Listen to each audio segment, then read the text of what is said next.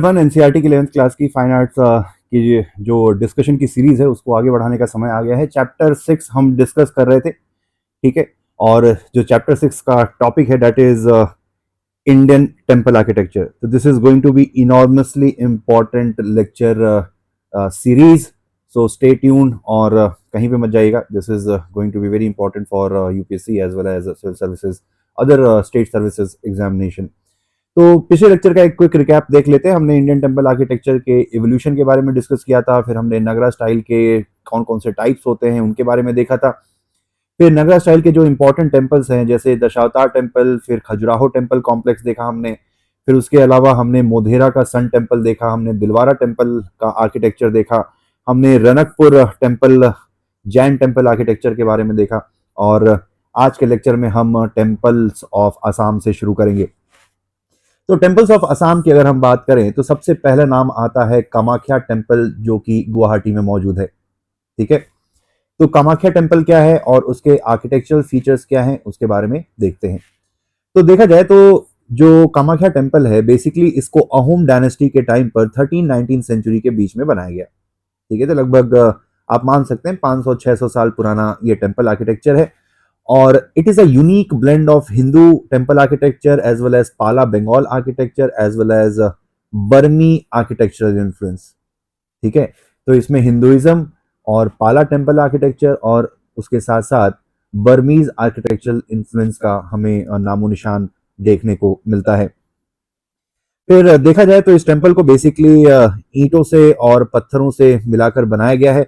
और ये बेसिकली इसका जो शिखर है काफी यूनिक है। देखने में आपको लगेगा नहीं कि ये नगरा टेम्पल आर्किटेक्चर का कोई मंदिर है, लेकिन फिर भी इसको नगरा में हमने क्लासिफाई किया हुआ है, ठीक है। इसका अगर आप शिखर देखेंगे, अगर आप ये शिखर देख सकते हैं तो this shikhar looks like a beehive shape, एक डोम लाइक स्ट्रक्चर है इसके शिखर का। ध्यान रखेंगे कभी एग्जाम में पूछा जा सकता है। तो जो असम का टेम्पल आर्किटेक्चर है उसका जो शिखर होता है वो डोम के शेप का होता है। अब बात करते हैं इस मंदिर के बारे में। तो कामाख्या मंदिर बेसिकली गॉडेस कामाख्या को डेडिकेटेड है, जो कि दुर्गा यानी कि शक्ति का अवतार मानी जाती है। ये नीलाचल हिल गुवाहाटी असम में लोकेटेड है और ये one of the most important शक्तिपीठ है।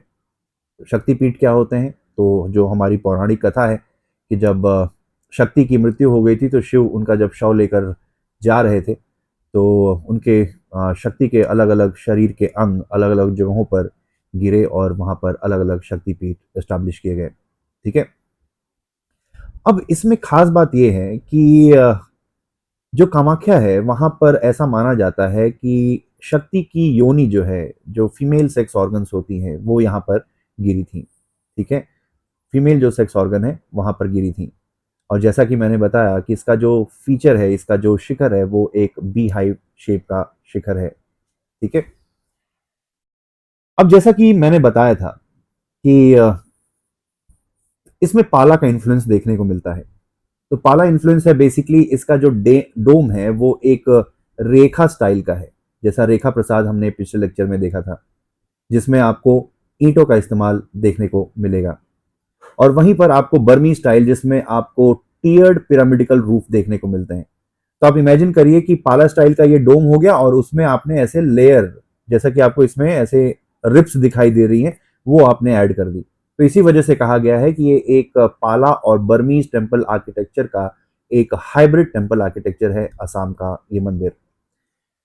तो अब बात यह है कि ये जो कामाख्या मंदिर है इसके साथ खास बात यह है कि इसमें मेंसुरेटिंग डॉनो जो डेटी है, ठीक है, माँ कामाख्या के मेंसुरेटिंग जो मेंसुरल साइकिल है या मेंसुरेटिंग डेटी की पूजा की जाती है।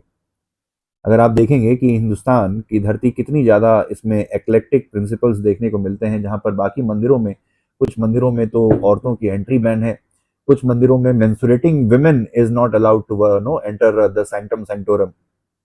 और ठीक उसके उलट आप इस मंदिर में देखेंगे तो वहां पर जो खुद मंदिर की देवी है, शी इज नो हर मेंसुरे उसका जो एक फीमेल का, जो एक विमेन का एक सबसे इंपॉर्टेंट पार्ट होता है, that is her menstrual cycle, that is basically venerated, that is basically worshipped, ठीक है। अब यहीं पर इसी मंदिर में एक मेला लगता है जिसको काफी इंपॉर्टेंट मेला है, तो जून के महीने में, ठीक है, जून के महीने में एक मेला होता है जिसको अम्बाबूची मेला कहा जाता है। और ये मेला इतना फेमस है कि इसको पूरब का कुंभ भी कहा जाता है, ठीक है, कुंभ ऑफ द ईस्ट। इसका सिग्निफिकेंस है कि basically this mark the menstrual cycle of the goddess Kamakhya. ऐसा माना जाता है कि इस टाइम पर साल में एक बार जो डेटी है उनकी मेंस्ट्रुअल साइकिल की शुरुआत होती है, ठीक है। और इसी वजह से ये मंदिर 3 दिनों के लिए पूरी तरीके से बंद होता है और इस समय देवी की कोई भी पूजा नहीं की जाती है। और सिर्फ देवी की पूजा ही नहीं, कोई भी एग्रीकल्चरल एक्टिविटी अलाउ नहीं होती है। आप अपने खेत पर हल नहीं जोत सकते हैं, कोई भी बुआई नहीं कर सकते, कोई भी पेड़ नहीं लगा सकते, ठीक है। ऐसा माना जाता है, अगर बिलीफ सिस्टम की बात करें तो ऐसा माना जाता है कि इस टाइम पर जो धरती होती है वो इम्प्योर हो जाती है because of the menstrual cycle of the goddess.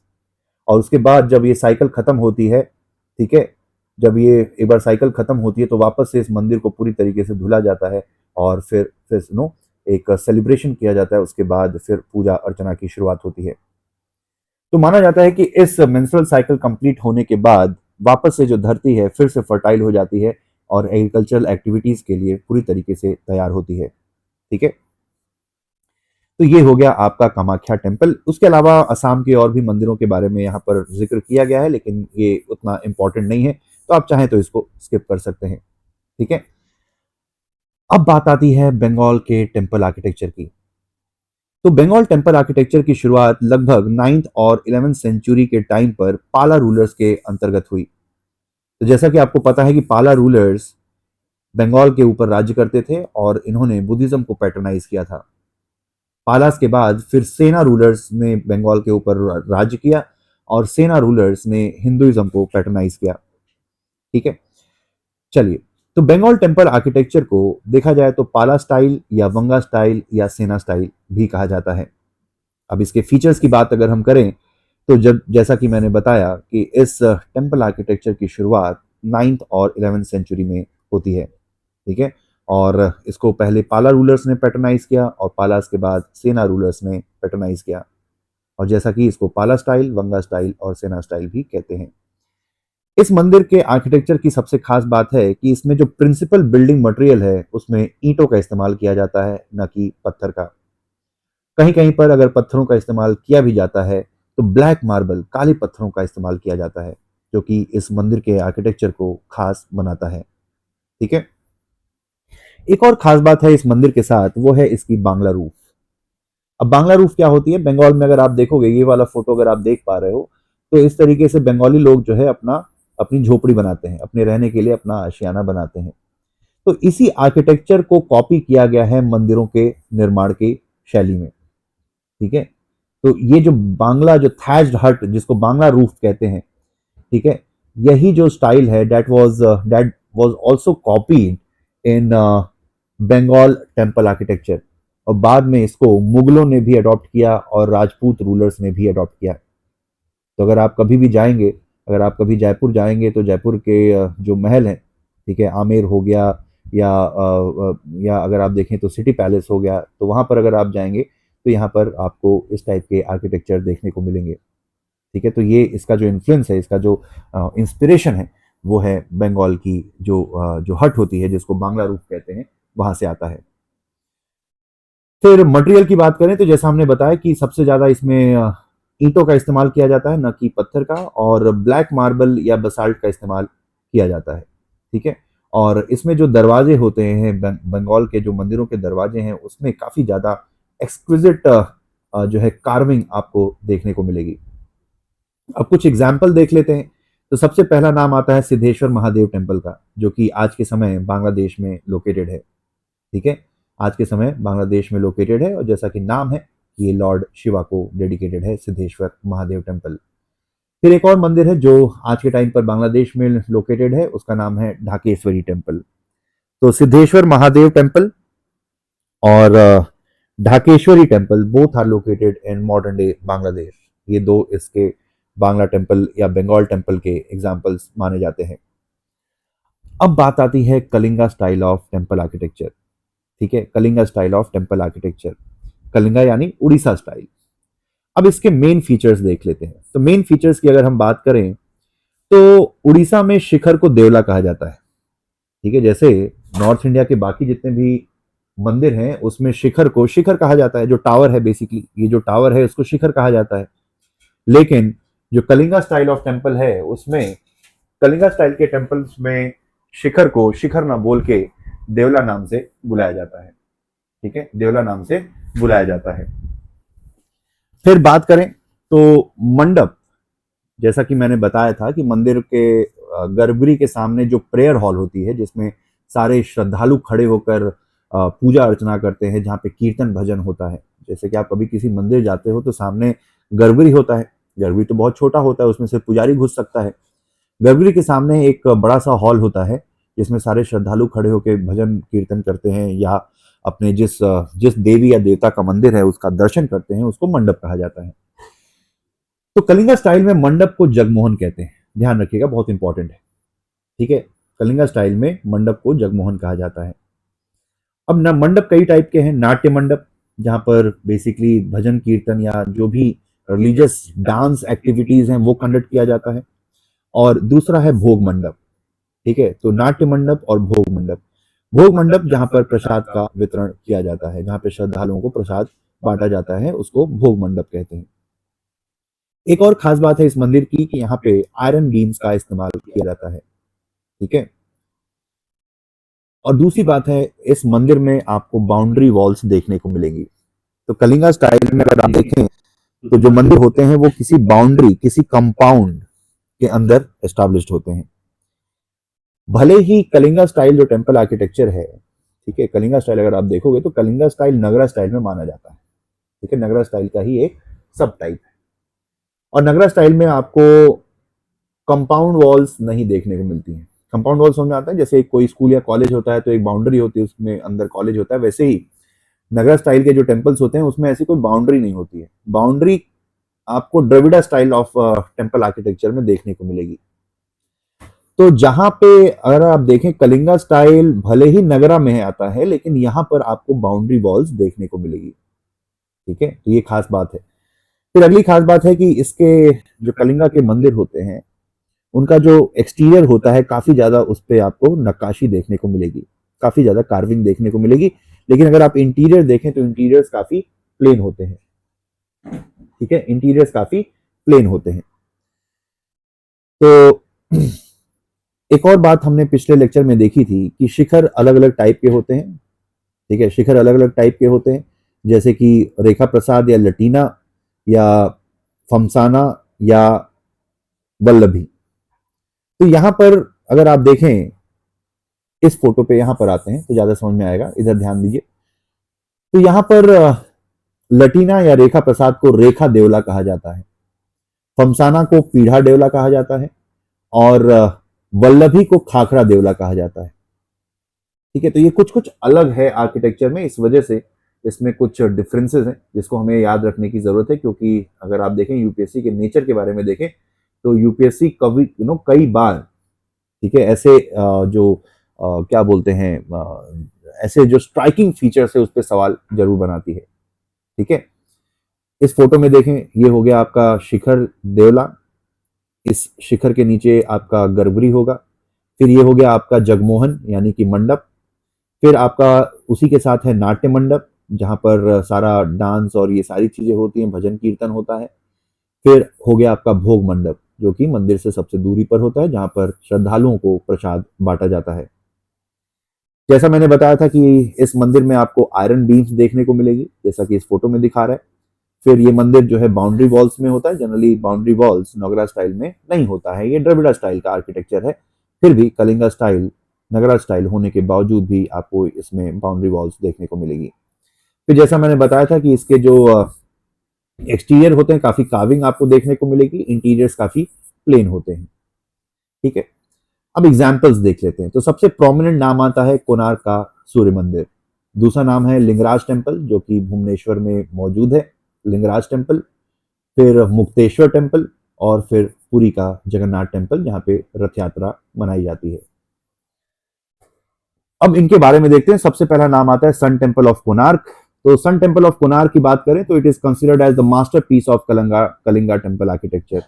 इसको 13वीं शताब्दी में इसको 13वीं शताब्दी में इसको बनाया गया था, जो कि बनाने वाले जो राजा हैं उनका नाम है नरसिंह देव द फर्स्ट, जो कि ईस्टर्न गंगा डायनेस्टी के रूलर थे। ठीक है, ईस्टर्न गंगा डायनेस्टी के रूलर थे, उन्होंने इस मंदिर का निर्माण कराया था। अगर आप देखें तो this temple is dedicated to the sun god. और इस मंदिर पे अगर आप ध्यान से देखेंगे तो इस मंदिर के का जो पेडेस्टल है, ठीक है, जिस मंच के ऊपर इस मंदिर को बनाया गया है, उस मंच पे आपको 12 बड़े बड़े पहिए देखने को मिलेंगे। इस मंदिर को ब्लैक पगोडा भी कहते हैं। ब्लैक पगोडा इसलिए कहा जाता है क्योंकि ये काले पत्थरों से इस मंदिर का निर्माण कराया गया है और ये यूनेस्को की वर्ल्ड हेरिटेज साइट भी है। ठीक है, फिर बात करते हैं, ये जो पहिए बनाए गए हैं ये सिर्फ पहिए नहीं है, एक तरीके से सन डायल है। सन डायल का मतलब है कि इन पहियों के थ्रू आप बेसिकली सूरज के डायरेक्शन के हिसाब से समय का अंदाजा लगाया जा सकता है। ठीक है, तो इन सनडायल पे जो सूरज की रोशनी पड़ती है जिससे छाया बनती है, एक तरीके से वो छाया से आप एक तरीके से घड़ी का काम करते हैं और जिससे आप समय का अंदाजा लगा सकते हैं। एक और खास बात है कि ये जो मंदिर है इसमें आपको इरोटिक स्कल्पचर्स भी देखने को मिलेंगे। जैसा कि हमें लगता है कि इरोटिक स्कल्पचर्स सिर्फ खजुराहो में है, पर ये पूरी तरीके से सही नहीं है। इरोटिक स्कल्पचर खजुराहो के साथ साथ आपको सन टेम्पल में भी इस तरीके के इरोटिक स्कल्पचर्स देखने को मिलते हैं। फिर इसमें लगभग 7 घोड़े भी बनाए गए हैं और ऐसा लगता है कि जैसे ये कोई बहुत बड़ा रथ हो सूरज का, जिनको ये 7 घोड़े खींच रहे हैं। 7 घोड़े, जैसा कि आप पता है कि प्रिज्म से जब लाइट गुजरती है तो 7 अलग अलग कलर्स में डिवाइड हो जाती है। तो इसी चीज को 7 हॉर्सेस के थ्रू, क्योंकि सूरज की रोशनी 7 कलर से बनी हुई होती है और उन्हीं इसी साइंटिफिक डिस्कवरी को 7 हॉर्सेस के थ्रू एक सिंबॉलिक रूप में दर्शाया गया है। इसी मंदिर में चंद्रभागा फेस्टिवल भी मनाया जाता है। ठीक है, ये भले ही आप सोचिए कि सूरज का मंदिर है, लेकिन जो फेस्टिवल मनाया जाता है उसका नाम है चंद्रभागा। ये एक एनुअल फेस्टिवल है जो कि इस मंदिर में मनाया जाता है। ठीक है, तो जैसा कि जो भी हमने डिस्कस किया उसको एक बार फिर से इन फोटोज के माध्यम से समझ लेते हैं। ये जो मंदिर है, इस मंदिर में आपको 12 सूरज के पहिए दिखाई देंगे। ऐसा लगेगा कि ये कोई सूरज का रथ है और ये पहिए सिर्फ ब्यूटी के लिए नहीं है, ये पहिए बेसिकली एक तरीके से समय का भी सन डायल का काम करते हैं और समय कैलकुलेट करने में हमारी मदद करते हैं। फिर इस मंदिर में आपको 7 हॉर्सेस दिखाई देंगे, जो कि ऐसा लगता है कि 7 घोड़े मिलकर इस मंदिर नामक मंदिर रूपी रथ को खींचने का काम कर रहे हैं। और जैसा कि मैंने बताया कि आपको यहाँ पर इरोटिक स्कल्पचर्स भी देखने को मिलेंगे जो दर्शाते हैं लव, पैशन और स्पिरिचुअलिटी का जो अमलगमेशन है, जो मिक्सचर है, उसको रिफ्लेक्ट करते हैं। ठीक है, अगला मंदिर है जगन्नाथ टेम्पल, जो कि पूरी उड़ीसा में लोकेटेड है। तो देखा जाए, जगन्नाथ टेम्पल का निर्माण 12वीं शताब्दी में अनंत वर्मन शोध गंगा डायनेस्टी के जो राजा थे, ईस्टर्न गंगा डायनेस्टी के जो राजा थे, ईस्टर्न गंगा डायनेस्टी को शोध गंगा डायनेस्टी भी कहा जाता है। तो अनंत वर्मन शोध गंग ने इस मंदिर का निर्माण करवाया था। ठीक है, this is dedicated to lord Jagannath, जो कि विष्णु का ही एक रूप माने जाते हैं। अगर आप देखेंगे तो यहाँ पर 3 देवी देवताओं की पूजा होती है। एक है जगन्नाथ, उनके बड़े भाई बालभद्र, बलदाऊ जिनको कहते हैं, और सुभद्रा यानी कि जगन्नाथ की वाइफ। तो बालभद्र, सुभद्रा और जगन्नाथ, इन तीनों की पूजा यहाँ पर की जाती है। इस मंदिर को यमनिका तीर्थ भी कहा जाता है। माना जाता है कि इस मंदिर में आने से जो यम का, ठीक है, जो यम का यानी कि यमराज का जो इन्फ्लुएंस है, यानी कि आपकी जो मृत्यु है, उसको भी टाला जा सकता है। इस मंदिर को व्हाइट पगोडा कहते हैं। ठीक है, व्हाइट पगोडा कहते हैं क्योंकि ये सफेद पत्थर से बनाया हुआ मंदिर है। ठीक है, और ये हिंदुइज्म के 4 धामों में से एक धाम है, जैसे कि बद्रीनाथ, द्वारका, पुरी और रामेश्वरम। ये मंदिर सबसे खास बनता है इसकी एनुअल रथ यात्रा से, जहाँ पे लकड़ी के बहुत बड़े बड़े विशाल रथ होते हैं जिनको श्रद्धालु रस्सियों के माध्यम से खींचते हैं। एक और खास बात है इस मंदिर के साथ कि यहाँ पर एक फेस्टिवल मनाया जाता है जिस फेस्टिवल का नाम है नब कलेवर फेस्टिवल। चलिए देख लेते हैं नब कलेवर फेस्टिवल होता क्या है। ठीक है, तो पहले तो ये एनुअल रथ यात्रा का फोटो देखिए। आपने कई बार टीवी में देखा होगा, आप लोगों में से कुछ लोगों ने कभी उनको मौका मिला होगा इस रथ यात्रा में शरीक होने का, जिसमें 3 रथ होते हैं। जो एक रथ है जगन्नाथ का, एक है बालभद्र यानी बलदाऊ उनके बड़े भाई का, और तीसरा है सुभद्रा का। तो इन तीनों रथों को खींचा जाता है श्रद्धालुओं के द्वारा रस्सियों के माध्यम से। ठीक है, अब इस मंदिर में जैसा मैंने बताया कि नब कलेवर फेस्टिवल सेलिब्रेट करते हैं। अब ये नब कलेवर फेस्टिवल क्या है? तो बेसिकली अगर आप देखो कि हिंदुइज्म के जितने भी मंदिर हैं उसमें देवी देवताओं की मूर्ति अमूमन पत्थर की बनाई हुई होती है, लेकिन जगन्नाथ टेम्पल इसलिए खास है कि जगन्नाथ टेम्पल की जो मूर्तियां हैं वो लकड़ी की बनाई हुई होती हैं। ठीक है, लकड़ी की बनाई हुई होती है, इसलिए समय समय पर इनको रिप्लेस भी करना होता है। तो हर 12 साल में इन मंदिरों, इन जो मूर्तियां हैं, मंदिर की जो मूर्तियां हैं तीनों देवी देवताओं की, जिसमें जगन्नाथ हैं, बालभद्र हैं और सुभद्रा हैं, इन तीनों की मूर्तियों को रिप्लेस किया जाता है। ठीक है, और ऐसा माना जाता है कि इस मंदिर का जो हेड प्रीस्ट है, ठीक है, इस मंदिर का जो हेड प्रीस्ट है उसको सपना आता है, और सपने में भगवान जगन्नाथ खुद बताते हैं कि कौन से जंगल की, कौन से पेड़ की लकड़ी से हमें मंदिर की नई मूर्तियों को बनाना है। और जब ये सपना आता है तो फिर जितने भी श्रद्धालु या जो भी मंदिर के जो प्रीस्ट हैं वो उस पेड़ से लकड़ियों को काट के लाते हैं और दूसरी मूर्ति का निर्माण होता है। और इस नव कलेवर फेस्टिवल में पिछली वाली मूर्ति से प्राण को निकालकर नई मूर्ति में ट्रांसफर किया जाता है। और ये जो प्रोसेस है जिसमें पुरानी मूर्ति से नई मूर्ति में प्राण प्रतिष्ठा की जाती है, ठीक है, इस प्रोसेस को नब कलेवर फेस्टिवल कहा जाता है। ठीक है, इस प्रोसेस को नब कलेवर फेस्टिवल कहा जाता है। इसी में जो सीरीज है डिस्कशन में नगरा टेम्पल आर्किटेक्चर में एक और इम्पॉर्टेंट, बहुत ही इंपॉर्टेंट और फॉरगॉटन टेम्पल है जिसका नाम है मार्टंड सन टेम्पल, जिसको हम पंडाव लेदन के नाम से भी बुलाते हैं। तो मार्टन सन टेम्पल जो है बेसिकली जम्मू एंड कश्मीर के अनंतनाग डिस्ट्रिक्ट में मौजूद है। इस मंदिर का निर्माण कारकोता डायनेस्टी के राजा ललितादित्य ने करवाया था अराउंड 8th सेंचुरी।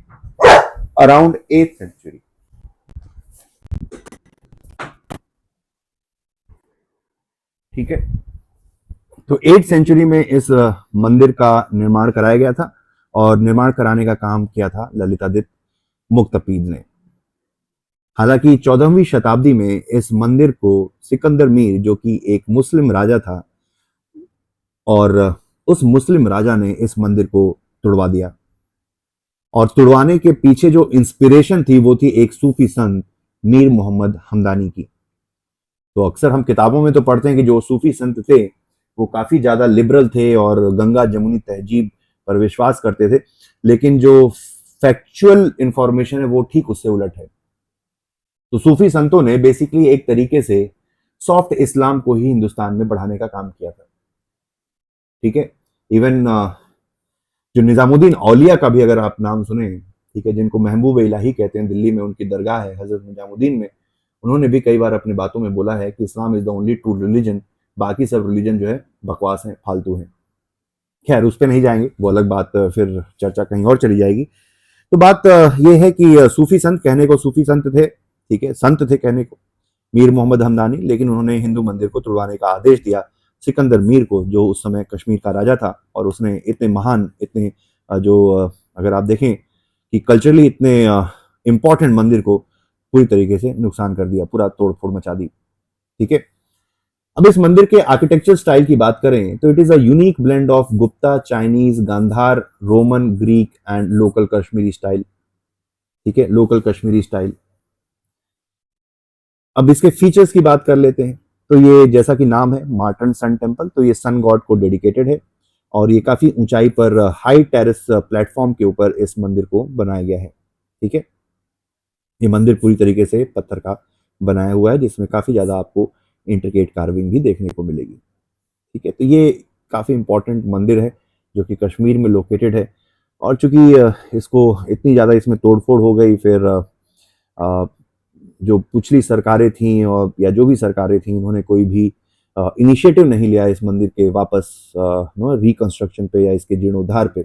आज भी ये मंदिर अपनी जो पुरानी जो उसकी रिच कल्चरल हिस्ट्री है उसको सोचता है और अपने नसीब को कोसता है।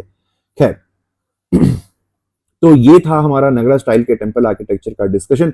अगले लेक्चर में हम द्रविड़ा टेम्पल आर्किटेक्चर के ऊपर डिस्कशन को आगे बढ़ाएंगे, जिसमें हम द्रविड़ा टेम्पल आर्किटेक्चर क्या होता है, फिर पल्लवास का क्या कंट्रीब्यूशन था, फिर पल्लवास के बाद चोलास का इसमें क्या कंट्रीब्यूशन हुआ, फिर विजयनगर टेम्पल आर्किटेक्चर का क्या इन्फ्लुएंस हुआ। तो ये सारी चीजें हम अगले लेक्चर में डिस्कस करेंगे, तो बने रहिएगा।